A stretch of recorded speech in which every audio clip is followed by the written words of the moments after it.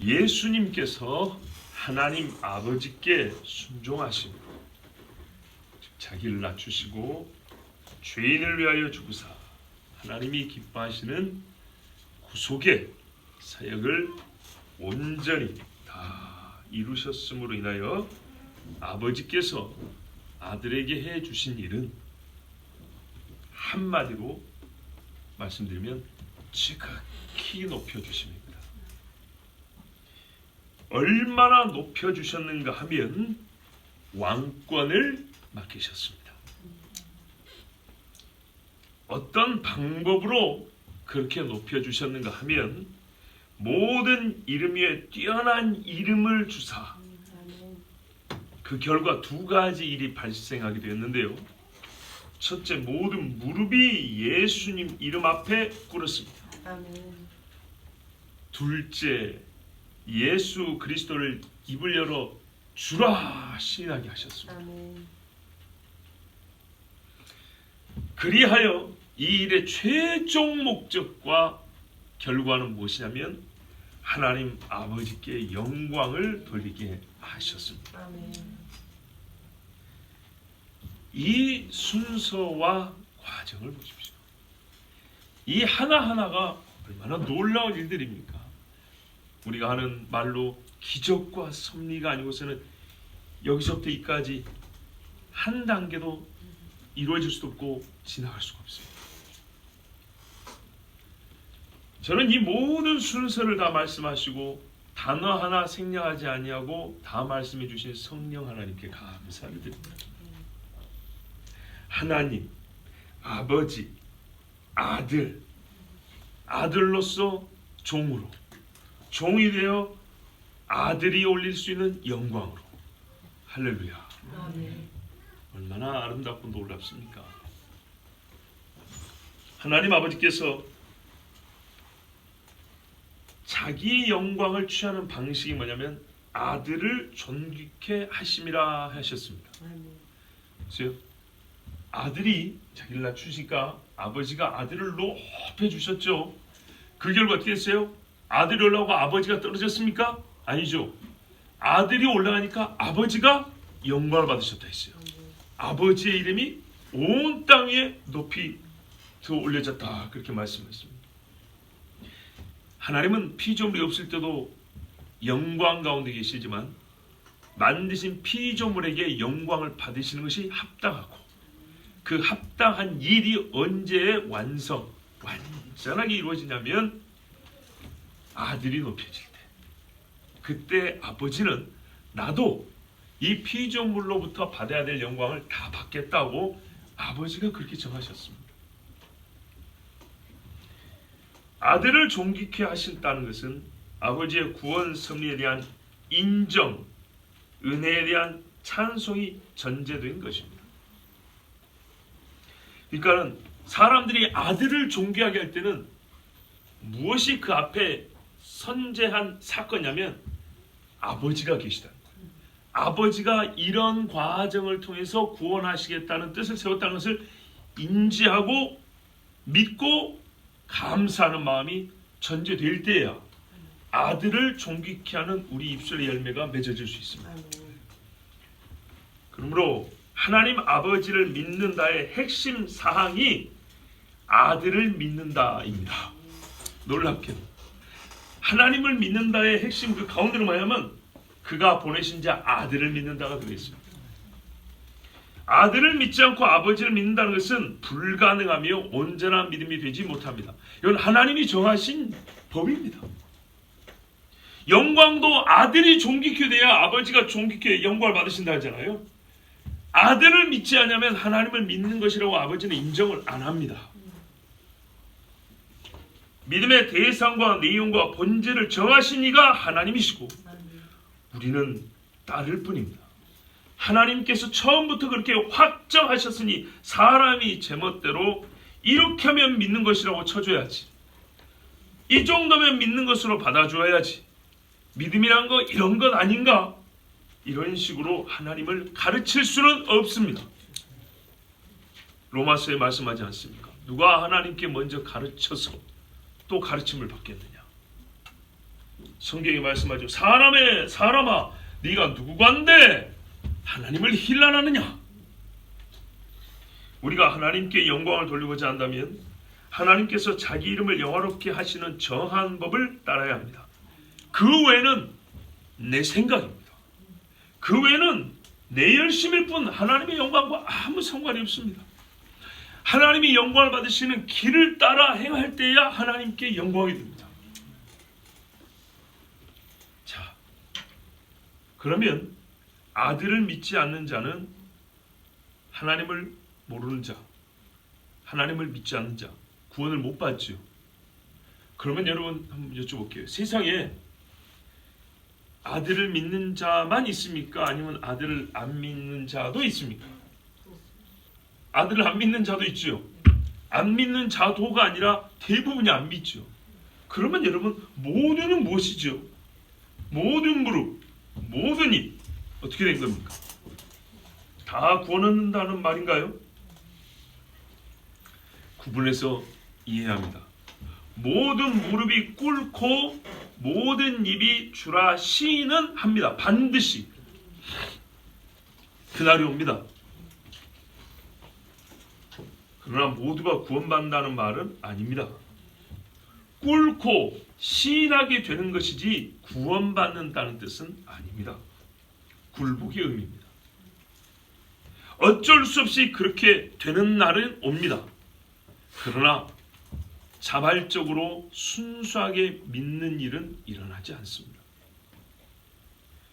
진실한 믿음이나 자발적 경배가 아니라 할 수 없이 꿇는 겁니다. 한번 여쭤보죠. 사탄이 예수님을 압니까 모릅니까? 알죠. 우리보다 잘 알죠. 그가 예수님 앞에 무릎을 꿇을까요 안 꿇을까요? 결국 꿇게 되겠죠. 그런다고 사탄이 예수님을 참으로 경배하고 구원을 받을 수 있습니까? 전혀 아니죠. 바로 그런 말입니다. 오늘 말씀에 보면 하늘에 있는 자들, 하늘에 있는 자는 천사와 구원 얻은 자들이 아니겠습니까? 하나님의 아들들이라 불리름을 받는 사람들이겠죠. 그런데 땅에 있는 자들, 땅에는 믿는 자와 믿지 않는 자가 함께 있습니다.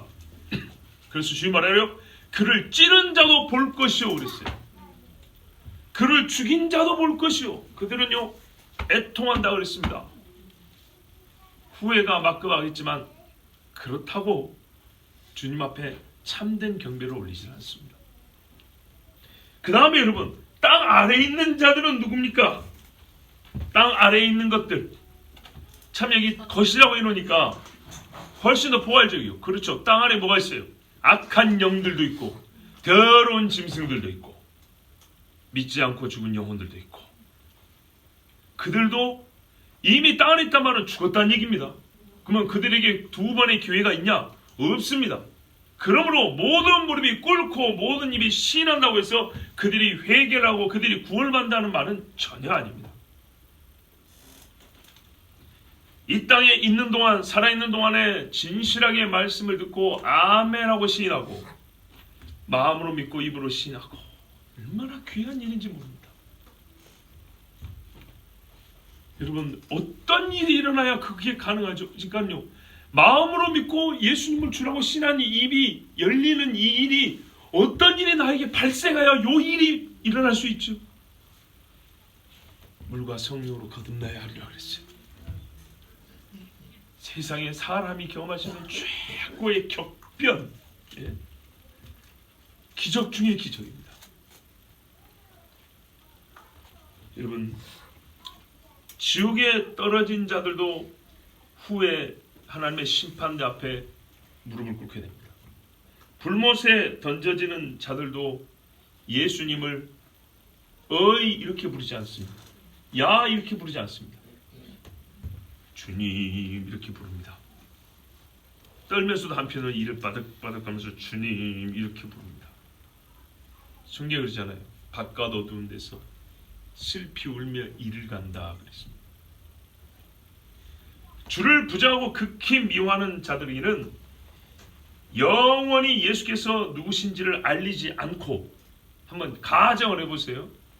주를 부정하고 지옥에 떨어진 자들이 있어요. 그들에게 자기가 왜 지옥에 떨어졌는지 알려주지 않아요. 만일에 말이죠. 죽어갖고 눈 떠보니까 귀신들한테 이게 불교에서 말하는 귀신인지 이슬람에서 말하는 귀신인지 힌두교에서 말하는 귀신인지 알 길이 없어요. 그렇다면 하나님의 공의의 심판을 인정할 수 있겠습니까? 없지요. 귀신들이 말해줄 겁니다.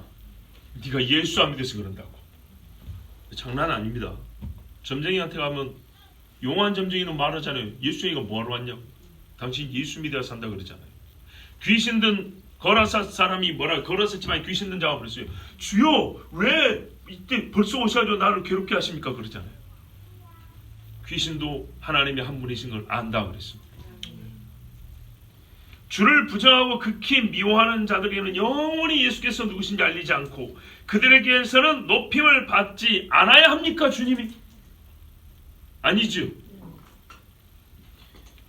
믿지 않는 자들이 부정한 상태로 극히 미워하고 저주하는 입을 가진 채 주를 등지고 불못에만 들어있는 것이 하나님께 영광이 되고 하나님의 공의인가요? 아닙니다. 부정한 입술에 대하여 형벌을 받지만 그 부정한 입술로 하나님을 부정한 아니라고 예수는 주가 아니라고 한 입술이 맞습니다. 예수가 주님이다 해야 이게 하나님의 공의죠. 악인의 눈도 보고 그를 찌른 자도 보아야 합니다. 예수께서 내려오시는 그 영광을 믿는 사람만 보면 되겠습니까? 주를 부정하고 멸시한 자들도 봐야 참으로 하나님의 영광이 되지 않겠습니까? 다윗이 말합니까? 원수의 눈앞에서 나에게 상을 차려주신다 그랬습니다. 나만요? 예수님은 원수가 멸망을 당했을 때 누구를 안 믿어서 이렇게 되는지 알지도 못하면 되겠습니까?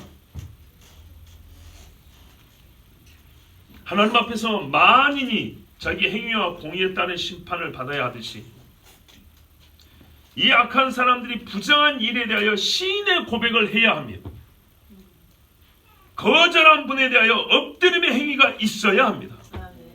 하나님은 그렇게 합니다.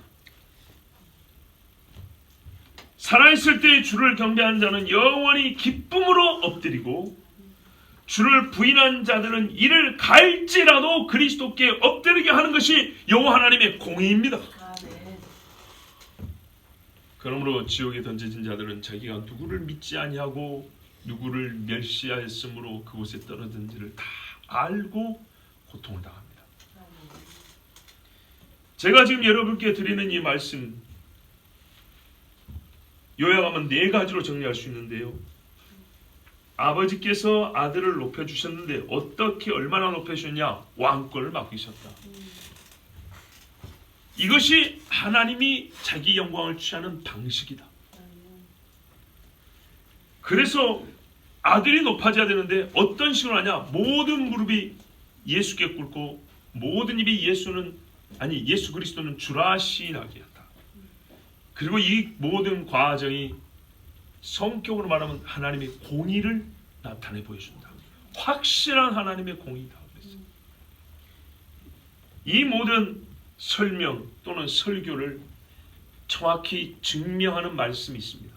예수님이 친히 하신 말씀 요한복음 5장 21절에서 30절 말씀입니다.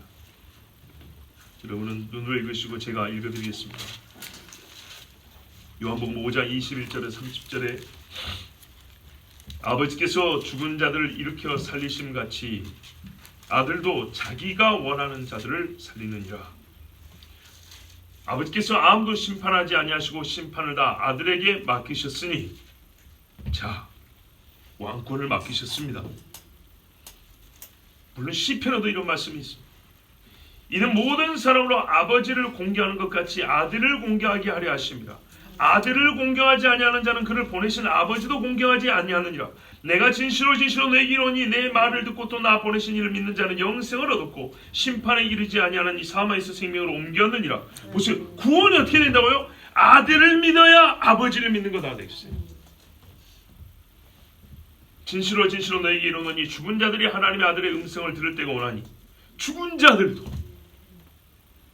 땅속에 들어있는 자들 곧 이때라 듣는 자는 살아나리라. 아버지께서 자기 속에 생명이 있음 같이 아들이도 생명을 주어 그 속에 있게 하셨고 또 인자됨으로 말미암아. 인자가 뭡니까? 이 땅에 온 사람이 되었다고 말입니다. 사람으로 오심으로 말미암아. 사람으로 오셔서 하신 일로 말미암아. 그게 인자입니다. 인자. 인자됨으로 말미암아 심판하는 권한을 주셨느니라. 이를 놀랍게 여기지 말라. 사람들은 이게 이해가 안 되거든요. 무덤 속에 있는 자가 다 그의 음성을 들을 때 오나니 예수의 음성을 듣고 일어납니다. 선한 일을 행한 자는 생명의 부활로, 악한 일을 행한 자는 심판의 부활로 나오리라. 아멘. 누구 음성 듣고 일어난다고요? 선인이나 악인이나 신자나 불신자나 다 예수 이름에 부르는 소리를 듣고, 예수님이 부르는 소리를 듣고 일어난답니다. 그러니까 악인들이 예수님 앞에 무릎을 꿇어야 안 꿇어요? 그렇게 돼 있는 거예요. 예수님의 이름을 주라 신하게 돼 있는 거예요. 내가 아무것도 스스로 할 수 없노라. 듣는 대로 심판하노니 나는 나의 뜻대로 하려 하지 않고 나를 보내신 이의 뜻대로 하려 함으로 내 심판은 의로우니라. 아멘. 자, 여러분, 이제 우리가 주의해야 될 게 하나 있습니다.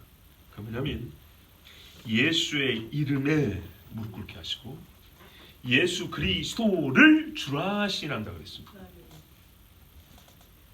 단축해서 부를 수도 있고 길게 부를 수도 있습니다. 그죠? 이름을 다 부를 수도 있고 뭡니까는 좀 약해서 줄여서 부를 수도 있습니다. 그래서 예수 이름과 예수 그리스도하고 두 번 나눠서 불렀냐? 그거보다는 의미가 있기 때문에 이렇게 구분해서 부른 거예요. 여러분, 그리스도는 칭호고 이름은 예수입니다. 예수는 이름이고 그리스도는 예수가 하신 일에 대하여 하나님께서 붙여주신 칭호입니다. 예수님이 하신 일의 정체를 부르는 것이죠. 물론 예수의 이름을 무릎을 꿇은 자가 예수 그리스도에게 무릎 꿇지 않지는 않을 것이죠. 예수 그리스도를 주라 신한 자가 예수는 주가 아니다 이런 말은 안 하겠죠.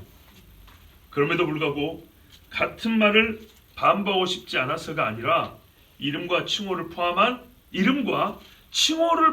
이름을 구분하여 말하면은 우리가 그냥 넘어가서는 안 되는 중요한 사실이 숨겨져 있습니다. 여러분, 사람들은 예수를 십자가에 달았습니다. 예수. 여러분, 십자가 위에 죄패에 그리스도가 붙여져 있습니까? 안 붙여 있습니까? 없죠. 나사렛 예수, 유대인의 왕입니다. 그렇죠? 근데 제가 잘 모릅니다만은 누군가 그러다 이게 철자의 첫 글자를 히브리어 첫 글자를 따면 마시아가 된다고, 메시아가 된다고. 네, 제가 확인 안 해봤지만 들은 기억이 있어요. 자, 사람들은 예수로만 부르고 싶었습니다.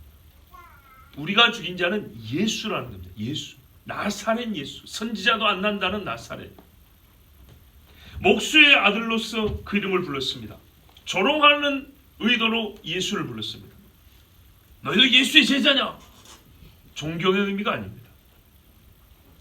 귀신의 왕 바알세부비 된 자로서 그 이름을 불렀고 나사렛 촌놈 배움 없는 자로서 예수를 불렀습니다. 장기와 세리의 친구로서 예수를 조롱했습니다. 거짓 선지자 부르면서 예수를 정죄했습니다. 예수 여호와는 나의 구원이시다. 여호와가 구원하신다는 그 좋은 이름을 이렇게 못된 의도로만 불러 제꼈습니다. 하나님의 구원을 부정하고 멸시하기 위하여 불러댄 이름이 예수아입니다. 그러나 주의 권능의 날에는 모든 이름이 예수는 하나님의 아들이라 부를 것이고 예수는 죄인의 구원자시다 시인하게 될 것입니다. 바리새인과 제사장과 사두개인들 또 수많은 유대인들 그리고 이 시대의 많은 종교인 이 죄인들이 예수님을 그리스도라 인정하지 않습니다. 뒤에 붙이는 칭호는 있습니다. 성인, 혁명가, 거짓말쟁이, 종교 지도자, 휴일 하나 챙겨준 인심 좋은 젊은이. 최상급으로 말해도 구원에 이르는 여러 길 중 한 길을 개척하여 우리에게 보여준 자. 구원자가 아니라 구도자들에게 도를 알려주는 자 정도로 예수를 말합니다. 이 사람들에게 예수 뒤에 그리스도는 붙여지지 않습니다. 오직 한 길, 진리, 하나님의 기름 부음 받은 자, 그리스도로는 절대로 부르지 않습니다. 많은 사람들이 지금 예수님을 그리스도로 말하지 않고도 설교가 가능하고 예배가 가능하고 그렇게 예수를 섬긴다고 주장하는 사람들이 정말로 많습니다. 그리스도라고 인정하지 않는 것은 구원자가 아니란 얘기입니다. 아까 말씀드렸죠. 오직 한 길이 아니래요.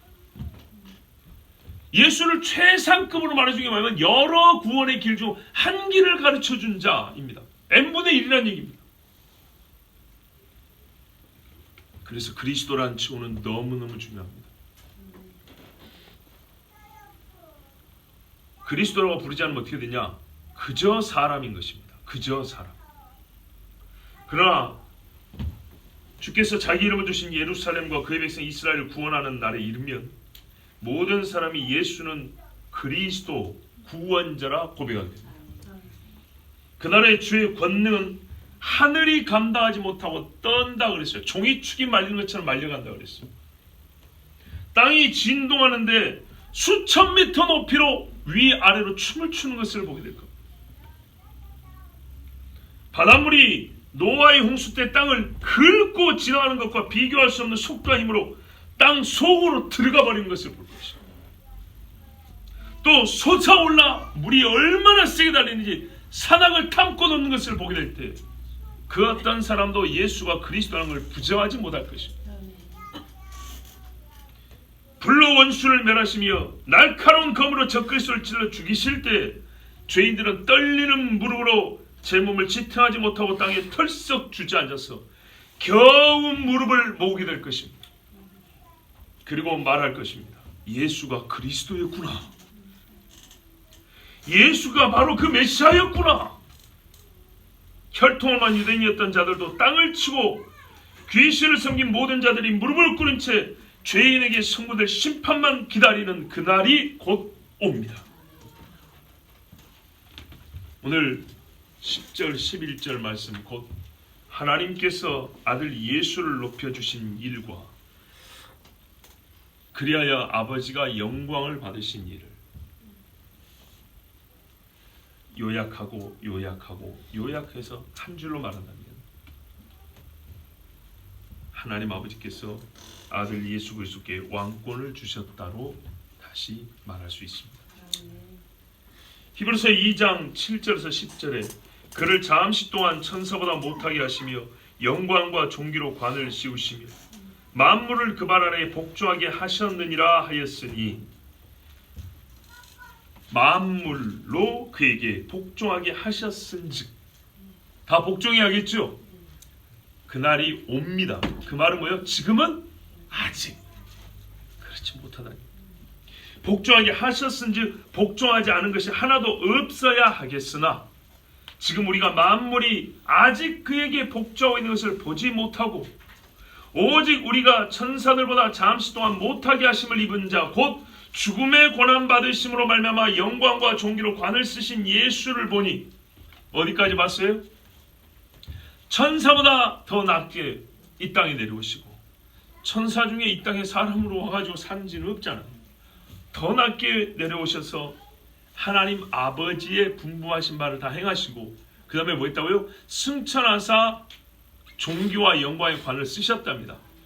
그런데요, 존귀와 영광의 관을 쓰셨지만 이것으로 그리스도가 높아짐의 끝이 아닙니다.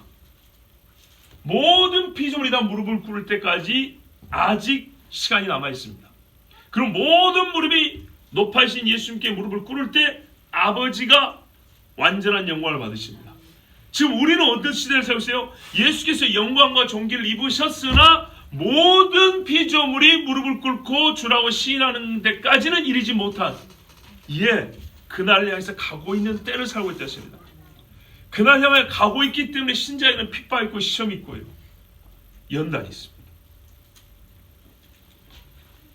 그런데 어떻게 우리는요? 그 힘든 일을 어떻게 이겨낼 수 있죠? 우리 눈앞에는 그 영광과 존귀의 관을 쓰신 예수님이 보이니까. 그죠? 너희가 예수를 바라보라고 하잖아요. 예, 우리가 예수를 바라보자 그러죠. 영광과 존귀로 관을 쓰신 예수를 보니, 그러니까요, 아직도 피조물이 주님 앞에 다 무릎 꿇지 않은 것을 우리가 보면서 동시에 영광과 존귀로 관을 쓰신 예수를 본다. 두 가지를 본다 그랬어요. 이를 행하시면 하나님의 은혜로 말미암아 모든 사람을 위하여 죽음을 맛보려 하십니다. 그러므로 만물이 그를 위하고 또한 그로 말미암아 이가 많은 아들들을 이끌어 영광에 들어가게 하시는 일에 그들의 구원의 창시자를 고난을 통하여 온전하게 하심이 합당하도다. 자, 이 히브리서 말씀은 이제 조금 더 우리 깊은 이해가 필요하지만, 하여튼 예수께서 이 땅에 오셔서 자기를 낮추실 때 천사보다도 더 못한 영광을 입으시고 사람의 손에 죽으셨는데, 이를 위한 이렇게 왜 하셨냐면 우리로 하여금 예수로 말미암아 구원을 얻게 하려. 이 표현이 참 중요합니다. 구원의 창시자라고 되어 있습니다. 그러니까 실제로 사람이 구원을 얻는 문이 지금부터 오픈된 게 언제냐면 예수님이 죽으셨을 때라는 그 말입니다. 얼마나 놀랍습니까? 헬라어 보면 대장이 이렇게 되어 있다고요. 전쟁하면은 대장이 먼저 가서 총을 들고 돌격해서 전선을 돌파해 나가죠. 돌파해 나가는 그때 먼저 누가 뚫고 나가야 뒷사람이 따라 들어오겠죠. 그 말입니다. 예수께서 처음으로 우리가 진실로 하나님의 구원받은 백성으로 들어가야 될 문으로 들어가셔서 성소에 들어가셔서 뒤따르는 자들이 계속 들어올 수 있게 하셨단 말입니다. 문을 연 문이라는 얘기입니다. 성소의 휘장이 찢어졌잖아요. 우리가 그리스도의 피로 말미암아 담대히 하나님의 지성소로 나가자 그러잖아요. 그 말이요, 선지자 예레미야 때 준 말이 아닙니다. 이사야가 뭘 해서 준 게 아닙니다. 오직 예수로 말미암아 우리에게 허락된 길입니다. 자, 그 일을 위하여 예수께서 잠시 뭐가 필요했다고요? 영광을 내려놓으심이 필요했다는 얘기입니다. 그래서 죽으셨어요. 죽으신 후에는 하늘에 올리셔서 영광을 얻게 하셨다 그랬죠. 이제는 계속 높여지시는 일을 하나님이 하십니다. 그래서 히브리서 10장 11절 14절에 제사장마다 매일 써서 섬기며 자주 같은 제사를 드리되 이 제사는 언제나 죄를 없게 하지 못하거니와 오직 그리스도는 죄를 위하여 한 영원한 제사를 드리시고 하나님 우편에 앉으사 그 후에 자기 원수들을 자기 발등상이 되게 하실 때까지 기다리시나니. 지금이 그때라고요. 예, 지금도 영광과 존귀를 입으셨지만 다 얻은 건 아니고요. 발등상이 돼야, 원수가 발판이 돼야 발 아래다 들어올 때 영광과 존귀가 온전하게 주께 올라가는 거예요. 그때까지 기다리시나니 그가 거룩하게 된 자들을 한 번의 제사로 영원히 온전하게 하셨느니라. 자, 예수님이 높여지심과 우리가 구원받은 이야기를 항상 결합해서 말씀하고 있습니다. 시편 110편 1절 7절에 보다 종합적이고 처음과 마지막을 다 보여주는 것 같은 말씀이 기록되어 있습니다. 우리 잘 아는 말씀입니다. 시편 110편에 여호와께서 내 주에게 말씀하시기를, 누가 누구에게 말합니까? 아버지 하나님이 아들 예수님께 말씀하시는 거죠. 야, 베드로가 하는 말이 다윗은 선지자라 그의 묘가 아직 우리 가운데 있거니와. 그러면서 그가 한 말을 읊잖아요. 사도행전을 보면 여호와께서 내 주에게 말씀하시기를 내가 내 원수들로 내 발판이 되게 하기까지 너는 내 오른쪽에 앉아있으라 하셨도다. 여호와께서 시온에서부터 주의 권능의 규를 내보내시니, 권능의 규 왕권이죠. 예, 왕의 이거 뭡니까? 지휘봉 같은 거 말씀하는 겁니다. 내보내시리니 주는 원수들 중에서 다스리소서. 주의 권능의 날에 주의 백성이 거룩한 옷을 입고 즐거이 헌신하니 새벽 이슬 같은 주의 청년들이 주께 나오는도다. 여호와는 맹세하고 변하지 아니하시리라. 이르시기를 너는 멜기세덱의 반차 서열을 따라 영원한 제사장이라 하셨도다. 그래서 예수 말했어요. 왕제사장이라고 그랬잖아요. 왕제사장. 주의 오른쪽에 계신 주께서 그의 노하시는 날에 왕들을 쳐서 깨뜨리실 것이라. 문나라를 심판하여 시체로 가득하게 하시고 여러 나라의 머리를 쳐서 깨뜨리시며 길가의 신의 물을 마심으로 그의 머리를 드시리로다. 아멘. 우리가 보는 성경과 번역이 조금 다르지만 같은 뜻입니다. 여러분, 그날에 예수께서 오셔서 어떻게 해요? 세상의 왕들의 머리를 깨버린대요. 그래서 성경이 뭐래요? 그 아들에게 입맞춤을 산다 그러잖아요. 저 베드로 동상 발에다 입맞추지 말고 그 아들의 발에 입맞추라 그랬어요. 영원한 왕으로 오시고 땅 아래에 있는 자들도 다 끄집어 올려서 예수 이름 앞에 무릎을 꿇게 하고 예수는 주라 시인하게 하는 그날이 곧 옵니다. 여러분, 이 110편 7절의 말씀은요, 해석을 하기보다는요, 그 느낌이 얼마나 이게 이렇게 말해도 될지 모르는 너무 상쾌한 거 있죠. 보세요. 주님이 우리를 구원하신 일을 다 하신 후에 원수를 다 갚으시는 어떻게 해요? 그 땀이 나고 말이죠.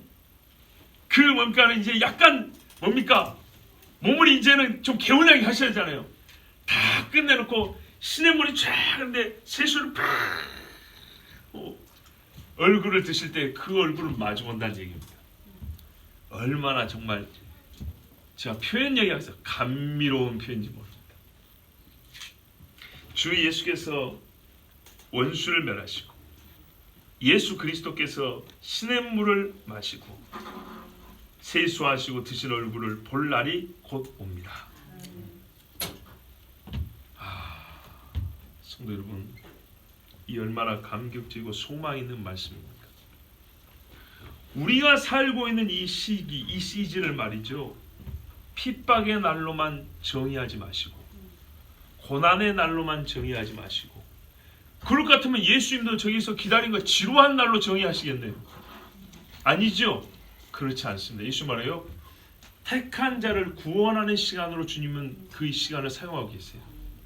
우리가 이 땅에 살면서 하나님께 영광 돌릴 시간, 상급을 쌓을 수 있는 시간으로 그렇게 생각하고 사십시오. 그렇게 생각하며 그날의 상 주실 일을 기다리십시오. 그날이 우리를 기다리고 있습니다. 그날을 기다려 그리스도 예수의 생각을 가지고 사십시오. 그날 주님을 만날 때 주님 마음과 내 마음을 똑같다, 주님 마음과 내 마음이 똑같습니다 라고 말할 수 있도록 지금 주의 마음을 가지고 주님 배울 날을 준비하십시오. 이것이 하나님의 말씀입니다. 기도하겠습니다.